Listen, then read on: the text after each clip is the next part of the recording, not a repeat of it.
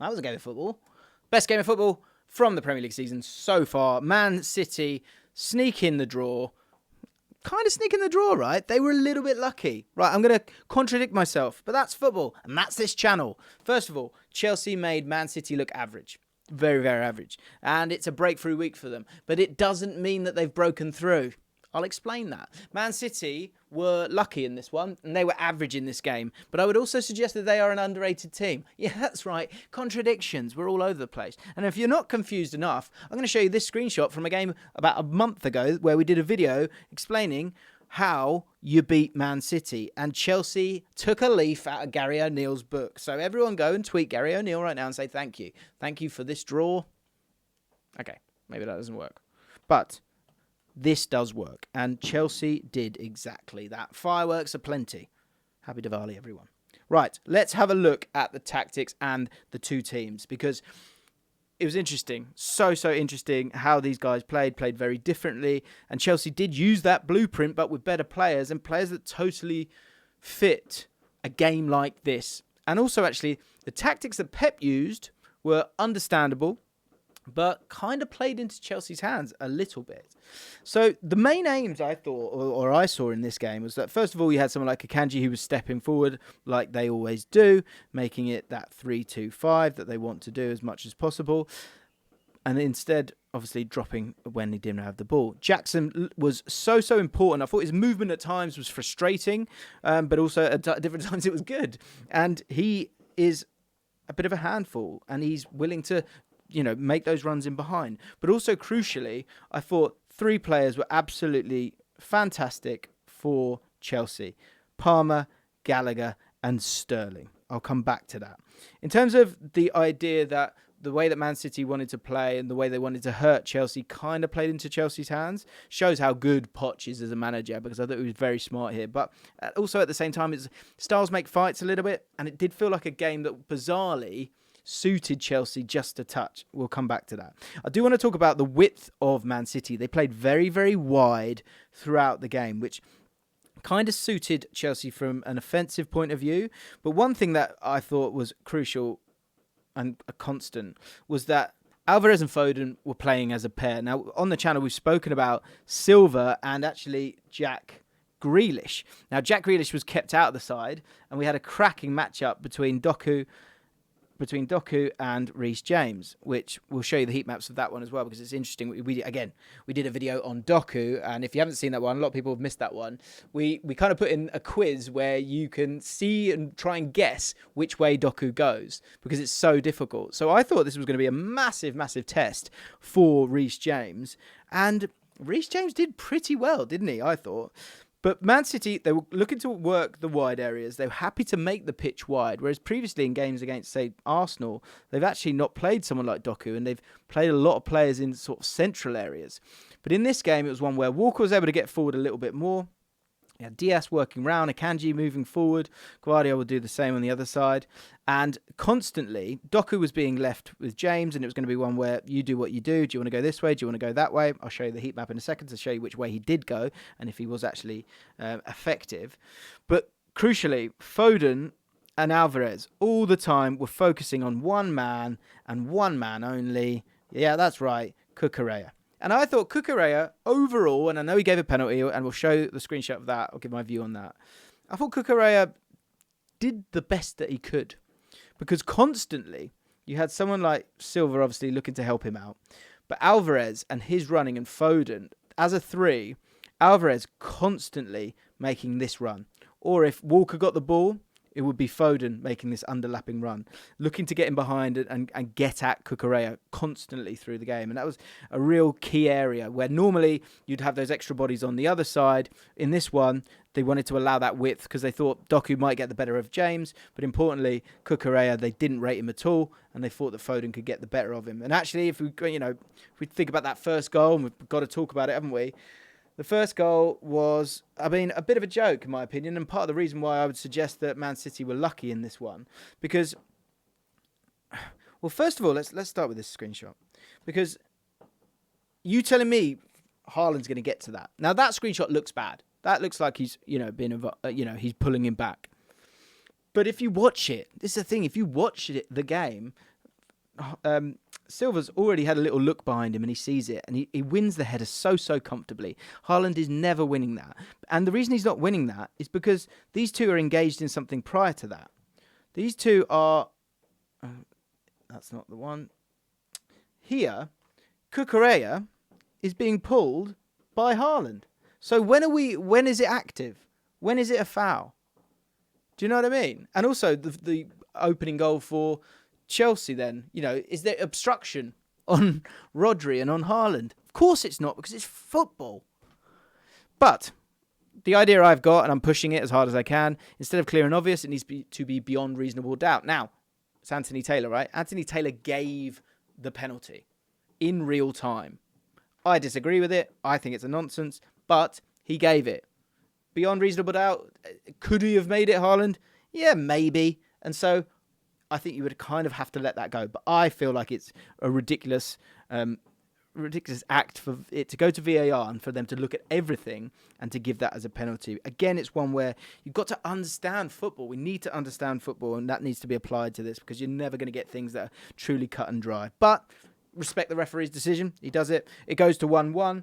The second goal for Man City was disappointing, I thought, from Chelsea's point of view in terms of how they wanted to sort of, stop the opposition. And this is an area to keep an eye on. And this is an area where Chelsea are not out of the woods in terms of being the team that they want to be, because they cannot switch off like this from set pieces, because the other teams that they're going to play, they will score goals from set pieces and defend for their lives and get you to break a low block. And we'll talk about how this game suited Chelsea from an attacking point of view a touch, because you had Man City having a go at them. But this is from the short corner for the second goal. And, I'll talk about this till I'm blue in the face. And this is why Man City are underrated. They have so many answers. And in most answers, we go, okay, it's Kyle Walker. He can cover round. You're going to miss out that aerial duel.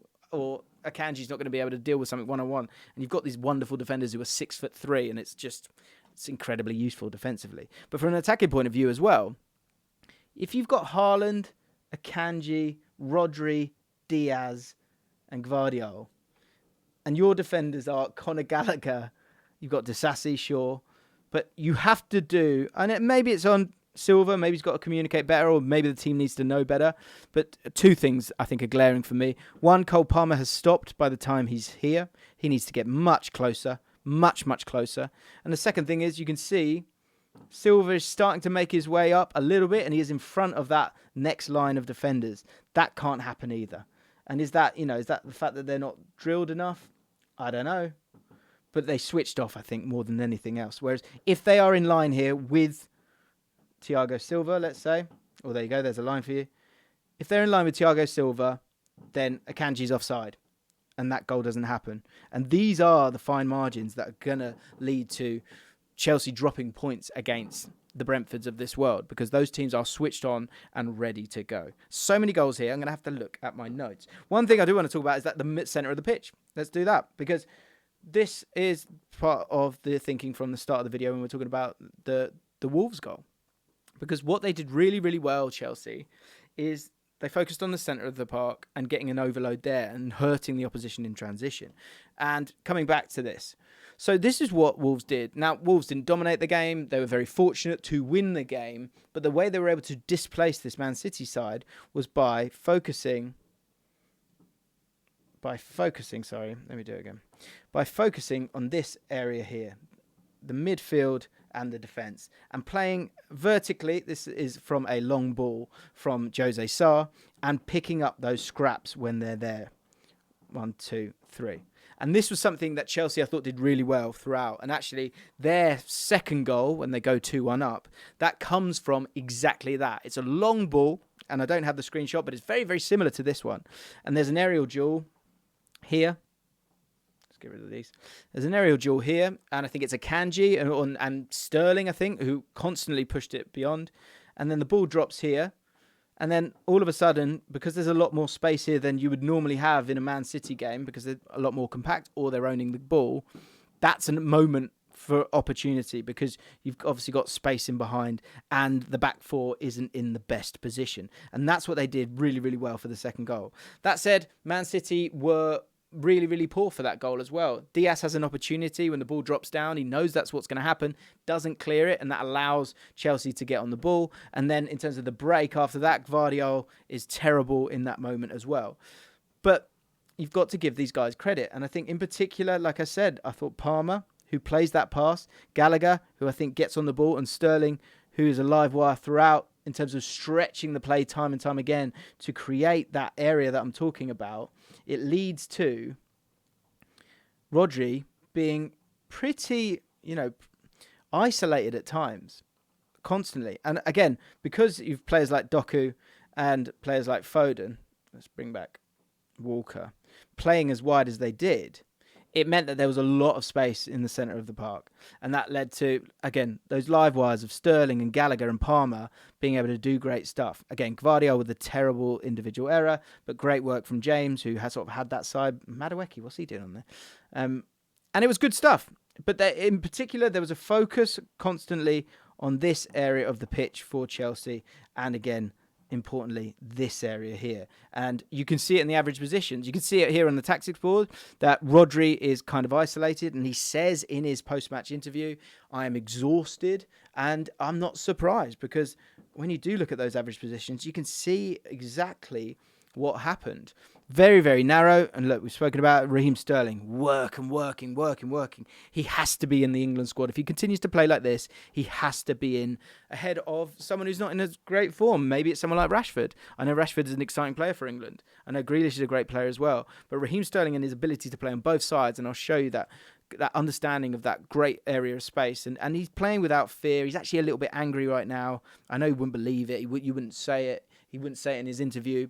But he's been absolutely fantastic. Needs to be back in that England squad at some point. Sterling always pushing it, stretching the play vertically. That was the big thing, doing it quickly. And it's a game that really works for someone like Conor Gallagher, who is not tidy. And I actually, bizarrely, you won't like me saying this, I think there's something to be done here when it comes to Chelsea, because they should be playing against teams with a low block. For me, I think they should go to something where maybe you bring in someone like Mudryk, play Sterling on the right, and play Palmer as that 10. Again, another video that we did a month ago, we said you need Palmer in that 10 if you want to score goals. He's found different ways of doing that, but I think that will be the way forward, because when you play Gallagher, it's one where you're going to be he's about tenacity. He's about winning the ball back, and he was brilliant in this game. And in games like this, where it's two teams having a little go at each other, that's a great one for Conor Gallagher. But I think games where you're playing against a low block, maybe that's not the one for him. But Chelsea, very, very central in how they played. Man City, as you can see, and look, Bernardo Silva moved over to the right-hand side at one point. But prior to that, he was, in that left half channel. So it was Rodri, bless him, kind of on his own.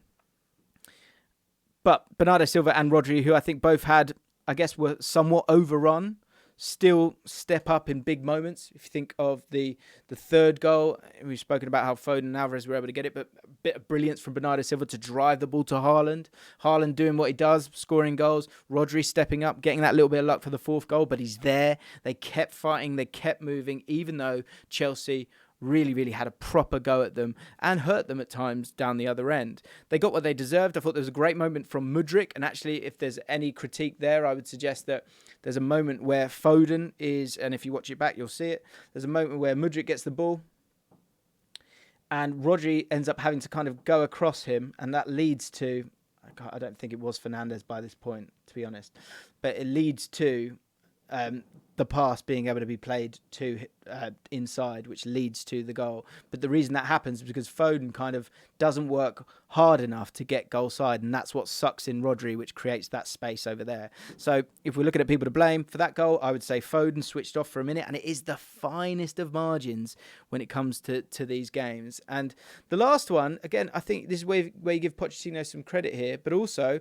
terms of that squad building, having a player like Gusto to come on and showing that bravery, I thought was really, really impressive. And the penalty comes from Gvardiol getting sucked. Sounds a bit weird, isn't it? But it's about him getting sucked out that little bit. Great play from Sterling, who, again, if we think about the changes that were made, I think it was Enzo that came off. You put Cole Palmer in that middle area. Sterling was able to work in this area on the right-hand side. Brozier playing up front now. So 2 guys having a proper go at it. And Mudryk over on that right-hand side. But if you don't make these brave moves, then Pochettino doesn't get his rewards. But also, super importantly, Gusto.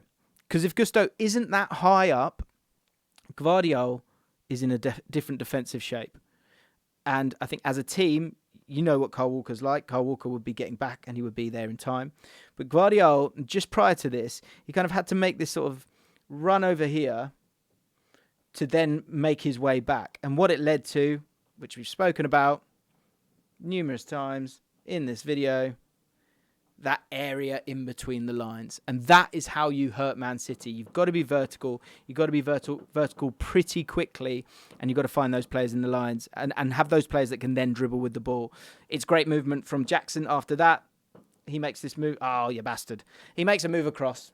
And then Sterling's able to find Brozier. Brozier, fantastic composure in the box. For that is actually a bigger thing than people will think about. To have that composure in the box in that moment, really, really fantastic. And Diaz, who does dive into it to make those heroic blocks, made a mistake. But Pochettino used the pitch really, really well. He stretched it and he got his rewards. But it was a game that suited the players that they had to be able to pick up those scraps and make life difficult in this area of the pitch. Will that work against a team that defends for its life? I don't think it will do. And I think there's still a lot of work that needs to be done when you're playing against those kind of teams and maybe different personnel. Those are the big decisions for Pochettino. But the fact that you can go toe-to-toe with a Man City and hurt them is impressive. And the fact that Man City can play as bad as they did individually, and one of those ones where, Cucurella stood up and they weren't able to really kind of break down this Chelsea side for them to get a draw as well and score 4 goals. There's an element of positive in that as well. Fascinating game of the season. Loved it. What do you think?